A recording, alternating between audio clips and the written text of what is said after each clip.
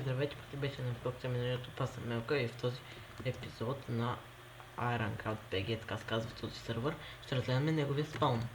Тук, това е от 1 на 2-3 седмици този спаун, нов е все пак ли. Тук е подземието на спауна. Тук. Тук е джамп. Тук на този джамп няма награда, тук е само за забавление и да си подобрите джампването и тем подобни. Тъй. Все пак, ето там, това по-трудни са те оградките, защото са малко по-ска шантови. Ето, за да се върнеш, напиши спаун.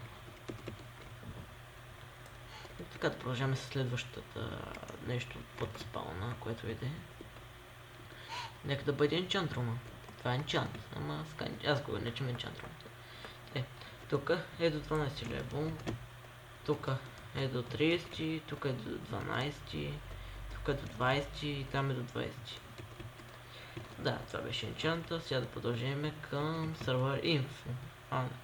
Да, сервер info, ето го и него. Това са всичко, това са правилата, там са за ивентите всичко, тук са ранговете, там са админите, тук са онера, хостера и коунера, там са модераторите и хелперите. И това беше всичко за сервер info. IP-то на сервера ще бъде в описанието. Да знаете. Тук са порталите на сервера. Тук почти всички варпове водят тези портали. Сложим с тече пак, зато и го виждате така. Да, тук това отскоро, някакви 1-2 месеца е новият War Factions. Са го направили и аз чуя за какво.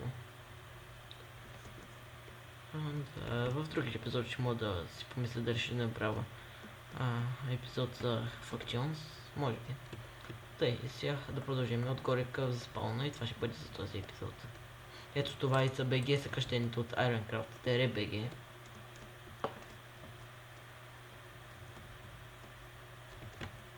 Да, тук е един голям кръгтов спаун, отгоре някакъв релейшантъв. Тук е доста готин за спаун, иначе. Хубав си е все пак. Да, това всичко беше за спауна, което да ви кажа. Ще се видим в другите ми епизоди, което ще правя скоро. Аз бях Мелка и ще се видим пак. Довиждане.